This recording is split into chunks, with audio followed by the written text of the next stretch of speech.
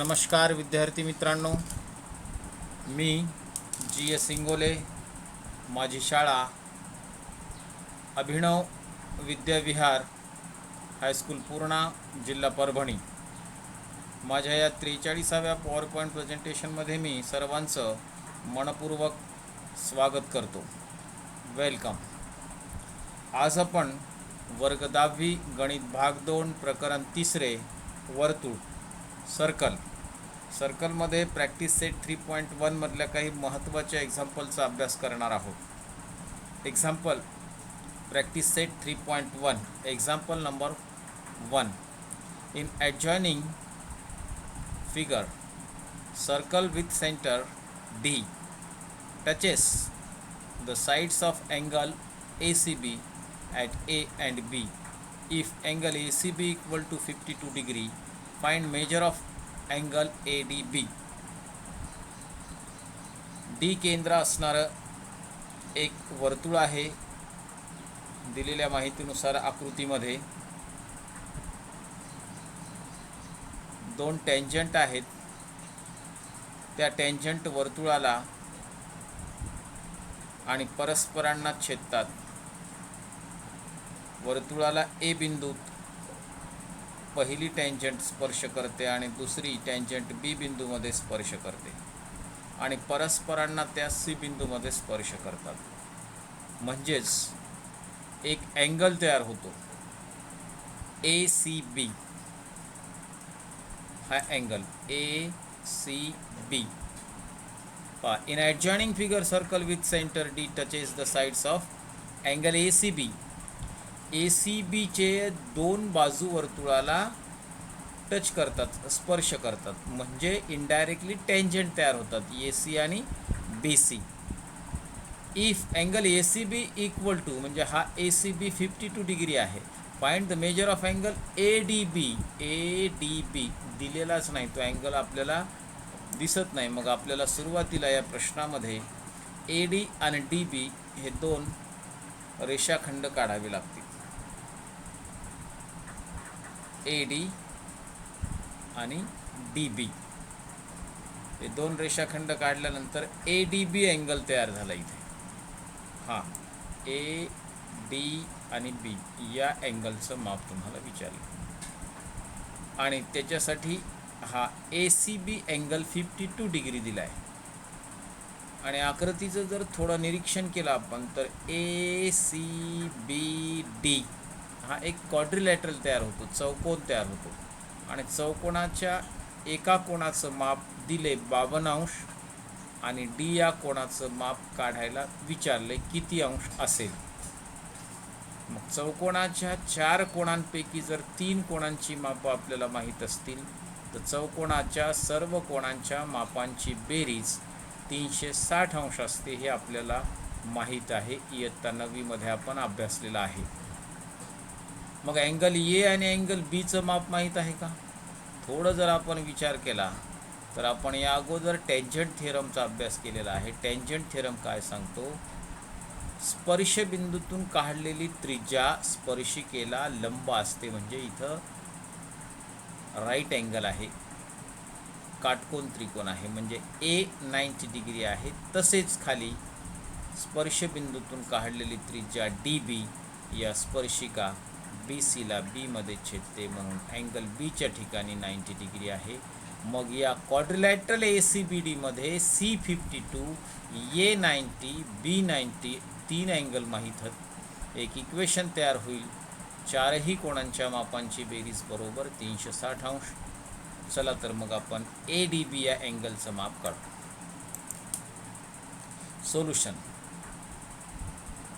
सोल्युशनमध्ये जो क्वाड्रिलॅटरल आहे त्याचं नाव काय आहे पहा.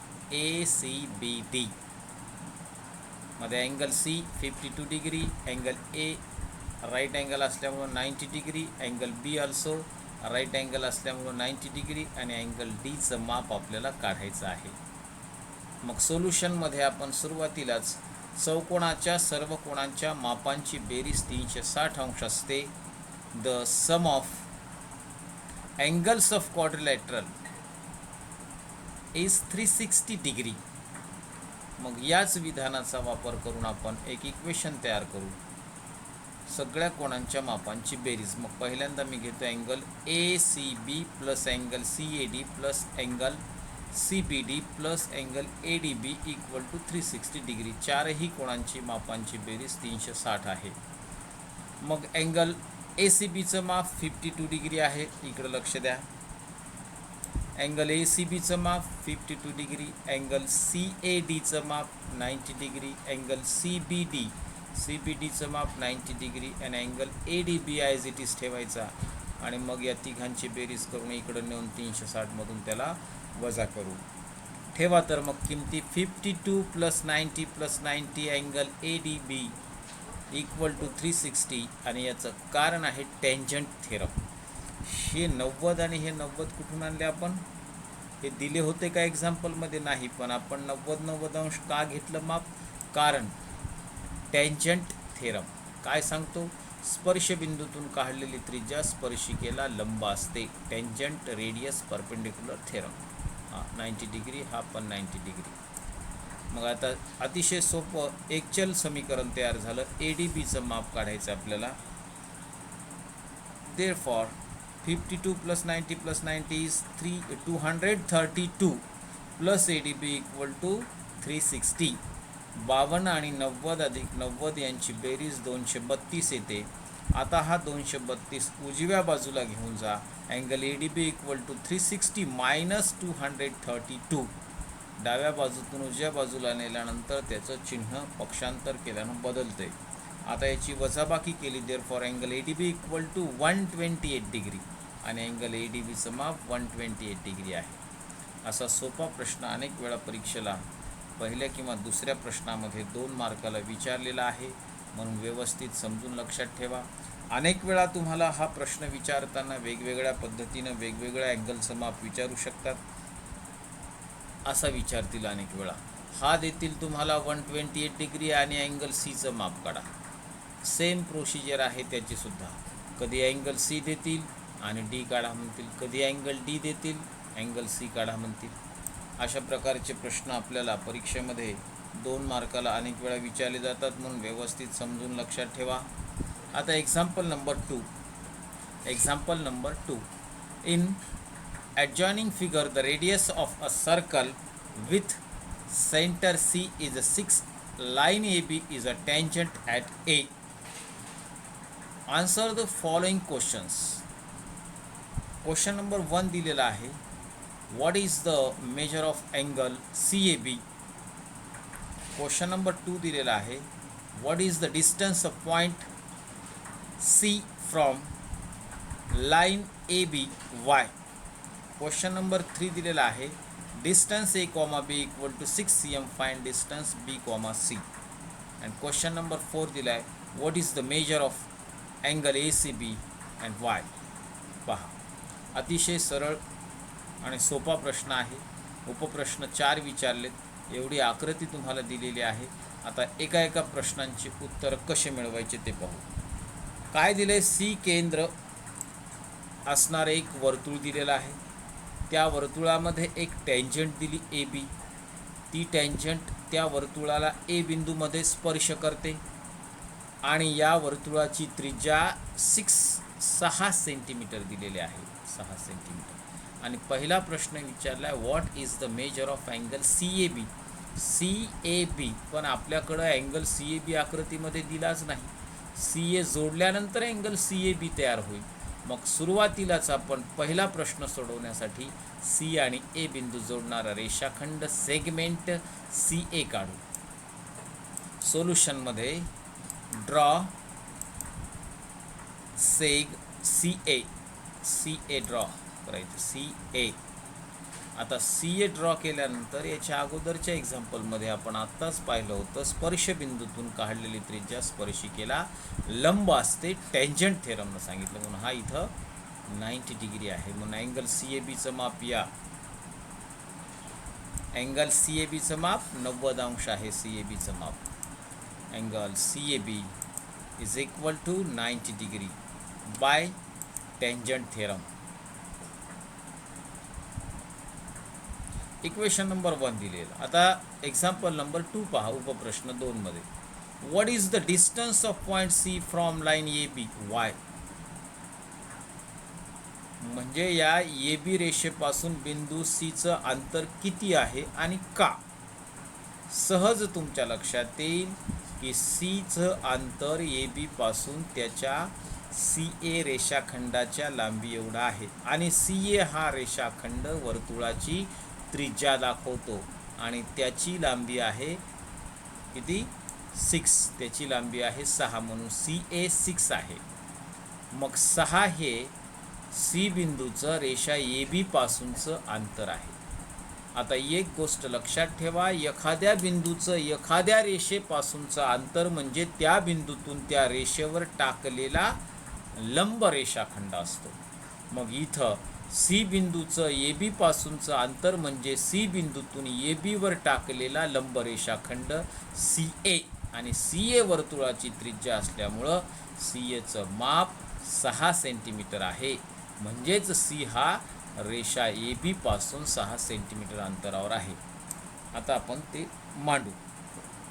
सी ए आणि लाईन ए बी परपेंडिक्युलर आहे. Seg C A perpendicular line A B from equation number 1. 1 वरून सहज सांगता येते कारण 1 मध्ये सी ए बी 90 डिग्री आहे म्हणजे C A perpendicular A B आहे. C A is equal to 6 cm. C is at a distance of 6 cm from line A B. A B पासून सीचं अंतर 6 सेंटीमीटर आहे. आता एक्झाम्पल नंबर 3 मध्ये काय दिले. D in bracket A comma B means distance A comma B equal to 6 cm. Find distance C comma B. पहा C एचं अगोदरच त्रिज्या असल्यामुळं 6 अंतर आहे. आता काय दिले डिस्टन्स ए कॉमा बी. ए आणि बी या दोन बिंदूमधलं अंतर तुम्हाला जर 6 दिलं तर बी आणि सी म्हणजे या बी आणि सी बिंदूमधलं अंतर काढा. परत एकदा आपल्याला कन्स्ट्रक्शन करावं लागेल. तिसऱ्या प्रश्नासाठी सी आणि बी जोडावा लागेल आणि मग सी आणि बी जोडल्यानंतर आपण सी बीची लांबी काढण्यासाठी सी एची लांबी आहे 6, ए बीची परत 6 आहे म्हणजे इथं एक राईट अँगल आहे म्हणून हा राईट अँगल ट्रायंगल तयार होईल आणि पायथागोरसच्या थिअरमनं आपण सहज डिस्टन्स बी कॉमा सी मधलं अंतर म्हणजेच रेषाखंड बी सीची लांबी काढू शकतो. चला तर मग ती आपण काढू. Draw seg C B. C B जोडा. सी बी जोडल्यानंतर एक ट्रायंगल तयार झाला. कोणता सी ए बी.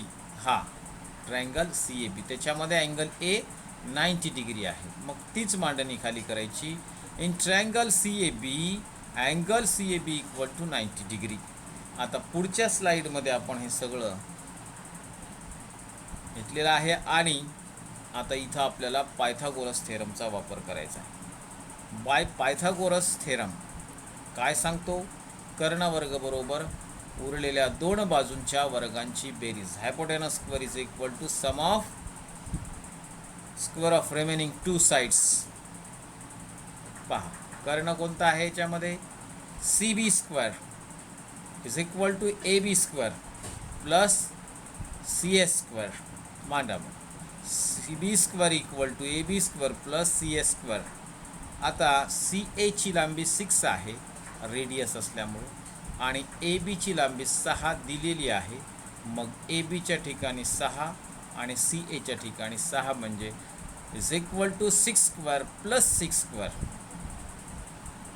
6चा वर्ग 36 प्लस 36 दोघांची addition 72. B C square equal to 72. Taking square root on both side B C is equal to in root 72. आता 72 आपण एक सर्ड आहे आणि सर्डचं सिम्प्लिफिकेशन करायचं असेल मिक्स्ड सर्डमध्ये रूपांतर करायचं असेल तर 72चे असे 2 फॅक्टर पाडायचे की एक फॅक्टर परफेक्ट स्क्वेअर नंबर असला पाहिजे.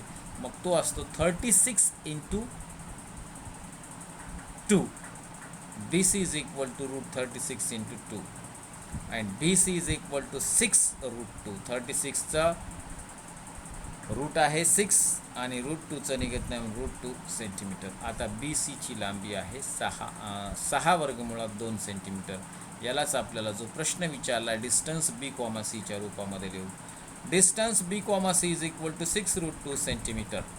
आता शेवटचा जो प्रश्न आहे 4 नंबरचा इथं दिसतो पहा, आपण एकदा वाचू तो. What is the measure of angle A B C and Y. Angle A B C या कोणाचं माप, या कोणाचं बी कोणाचं माप करायचं आणि का, किती आहे आणि का आहे. पहा आता इकडं लक्ष द्या.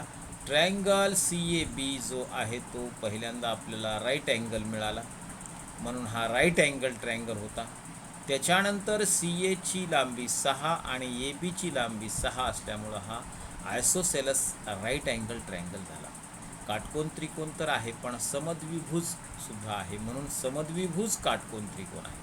मग समद्विभुज जर त्रिकोण असेल तर 9वीमध्ये आपण समद्विभुज त्रिकोणाचा प्रमेय अभ्यासलेला आहे की ज्या त्रिकोणामध्ये 2 बाजू एकरूप असतात त्याच्या समोरचे कोणसुद्धा एकरूप असतात. म्हणजे सी आणि बी हे 2 कोण एकरूप आहेत आणि ए कोणाचं माप 90 अंश आहे. समजा हा एक्स घेतला तर हा सुद्धा बी एक्स असेल.